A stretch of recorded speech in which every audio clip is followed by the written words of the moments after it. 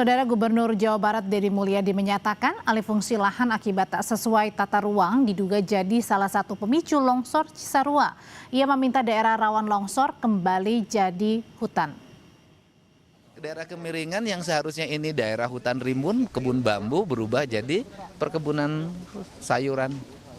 Dan pakai plastik kan, wah adalah tata ruangnya harus segera dibenahi. Berulang-ulang saya katakan, daerah-daerah yang seperti ini tidak layak jadi kebun sayur, layaknya jadi hutan bambu. Ya, sudah lama kita ini membangun tidak didasarkan pada mitigasi bencana. Adanya dugaan alih fungsi lahan yang tak sesuai dengan tata ruang menyebabkan longsor di Cisarua. Lebih lengkap kita bahas bersama anggota DPR dari Komisi 4, fraksi Partai Demokrat, Pak Herman Khairun. Selamat malam. Selamat malam, Audrey. Ya, dan ada juga di studio dengan pengampanye urban berkeadilan dan tim riset Wahana Lingkungan Hidup Indonesia atau WALHI, Mas Wahyu Eka Setiawan. Mas Wahyu, selamat malam. Selamat malam. Saya mau tanya dulu ke WALHI, Mas Wahyu, apa benar dari pengamatan Anda sampai kejadian kemarin di hari Sabtu longsor terjadi di Cisarua, Kabupaten Bandung Barat ini disebabkan utamanya karena alih fungsi lahan di sana? Ya. Pastinya ketika kita bicara landslide ataupun longsor itu pasti karena ada alih fungsi di atasnya. Kita bisa bayangkan alam itu seperti rambut kita. Ketika rambut kita kita gunduli begitu, tentu ketika kita taruh air maka airnya akan run off cepat begitu. Berarti kalau longsor ada yang material dari atas bercampur dengan air, berarti memang kuat dugaannya memang alih fungsi lahan. Tapi memang jika kita... Sebentar Mas, kalau tadi Mas Wahyu bilang dari hulunya, berarti ini alih fungsi lahan memang bukan dari di kawasan yang longsor saja, berarti dari atas? Saling terkait. Jadi antara wilayah hulu, antara wilayah tengah itu alih fungsinya cukup masif. Terutama kalau kita bicara di wilayah Cisarua, begitu di wilayah atasnya, itu terjadi salah satunya alih fungsi untuk pertanian. Nah, kita bisa cek di Google Earth ataupun citra satelit itu akan tampak terlihat, dan ketika kita ke lapangan, informasi dari teman-teman Wali Jawa Barat memang terjadi alih fungsi tersebut dan daya dukung, daya tampungnya sudah menurun.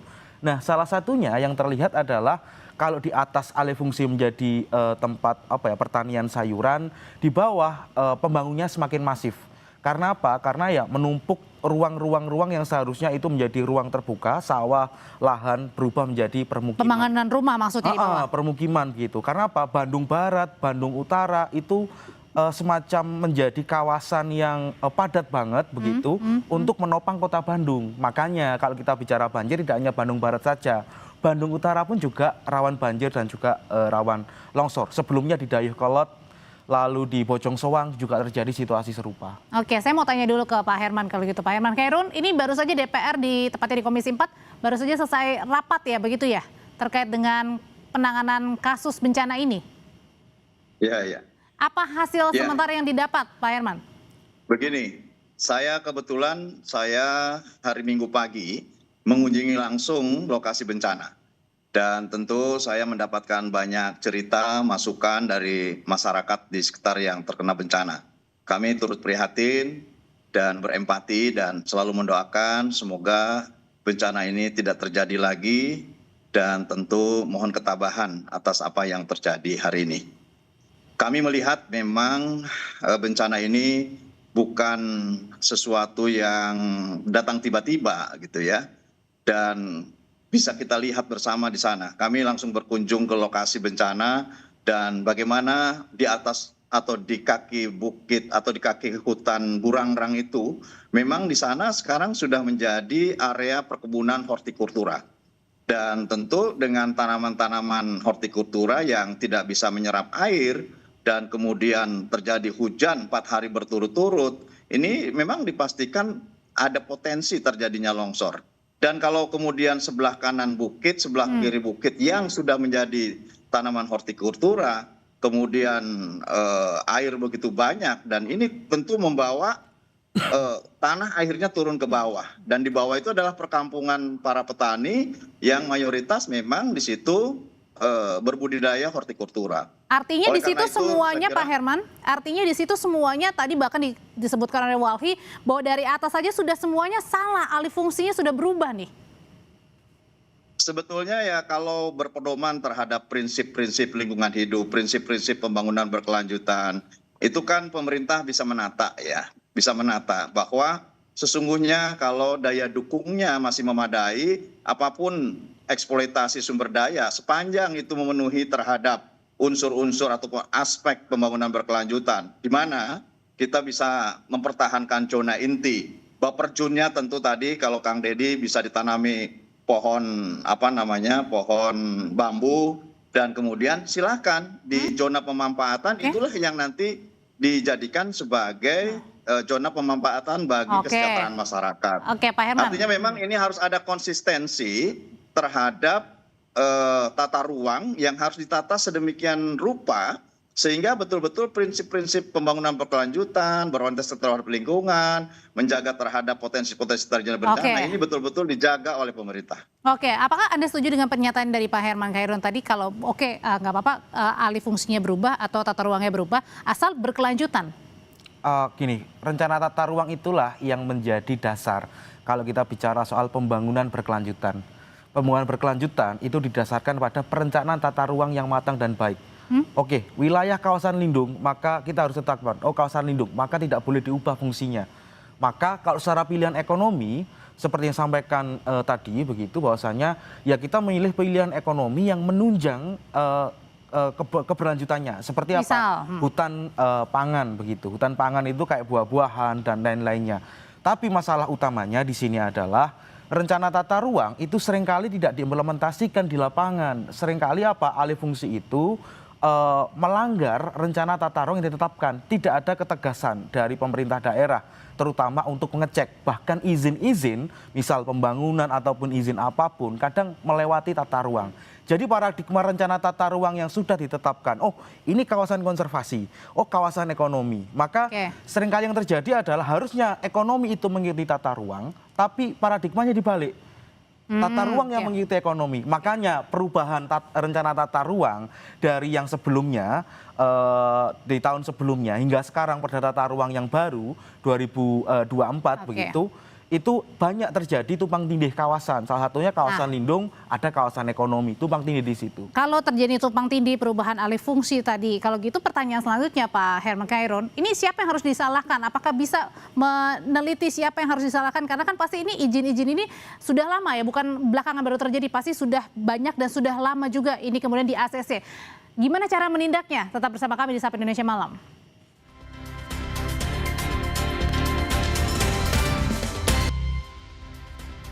Jadi menyambung pertanyaan saya sebelumnya, Pak Herman Khairun, kalau gitu pertanyaannya, bisakah kita mengetahui siapa yang harus bertanggung jawab? Karena pasti alih fungsi lahan ini bukan hanya di ACC oleh 1-2 pihak aja, dan bukan hanya 1-2 pengembang atau kontraktor yang kemudian melakukan hal itu. Ini proses panjang ya, dan proses panjang inilah yang kemudian menyebabkan terjadinya bencana saat ini. Kita tidak bisa juga dalam situasi seperti ini menyalahkan siapapun. Namun tentu ini harus menjadi proses pembelajaran untuk kita. Bahwa sesungguhnya menjaga lingkungan alam itu penting. Di mana tadi saya katakan konsisten terhadap tata ruang ini harus kita jaga bersama. Berarti tidak bisa dipidana, maksudnya tidak bisa dibawa ke ranah pidana ini?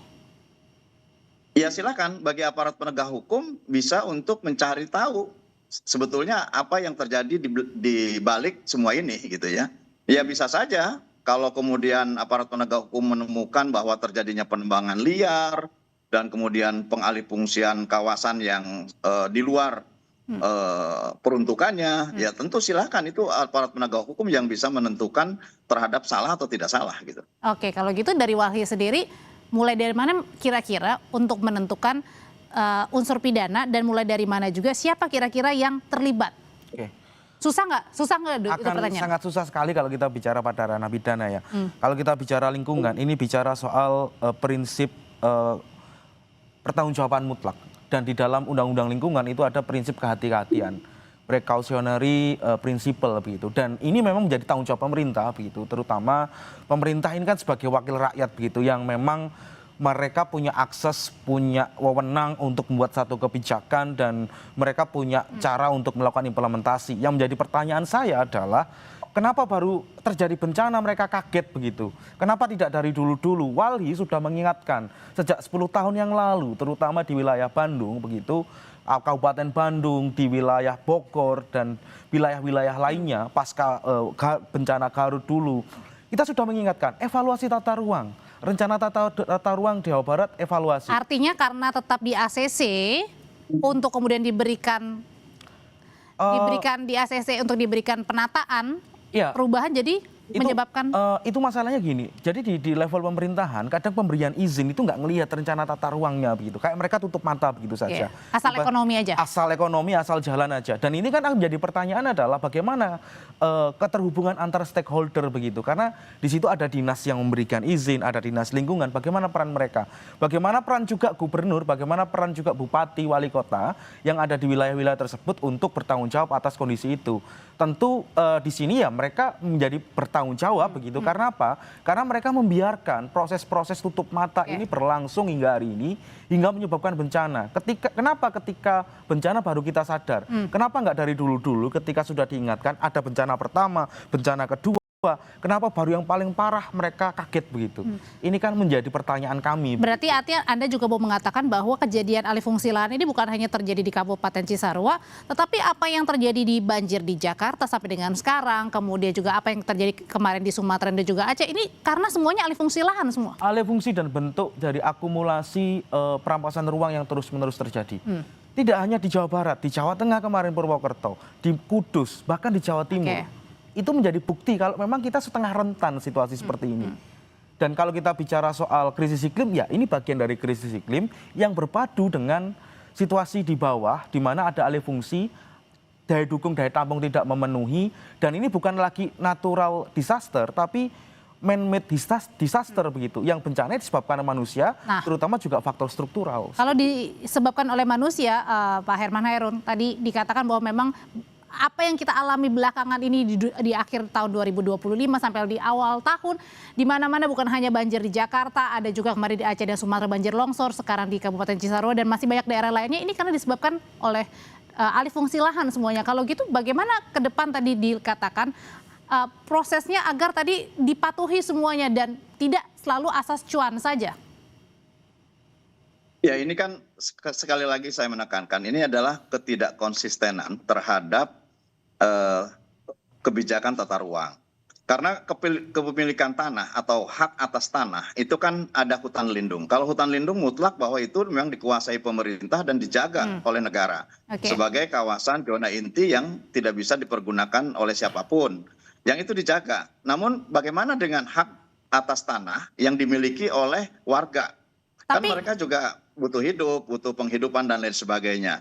Nah ini yang harus menjadi kewajiban kita bersama, bahwa kalau memang kawasan yang tanahnya pun ini menjadi hak milik masyarakat, bagian dari penata ruangan zona inti dan masuk dalam kawasan zona inti buffer zone, ya ini juga harus dijaga, pemerintah harus masuk, karena bagaimanapun ini tidak bisa rakyat membiarkan tanahnya begitu saja. Artinya kalaupun memang membutuhkan kehidupan sehari-hari kan harus diolah. Kalau gitu bagaimana kebijakan pemerintah, pemerintah itu pemerintah daerah, pemerintah provinsi. Kalau gitu akan berencana memanggil juga nggak Pak? Pemerintah provinsi, kenapa? Akan memanggil juga nggak Pemdanya, pemerintah provinsinya? Ya ini kan sudah turun semua, kan Pak Deddy Mulyadi kan tadi sudah menyampaikan pernyataannya juga.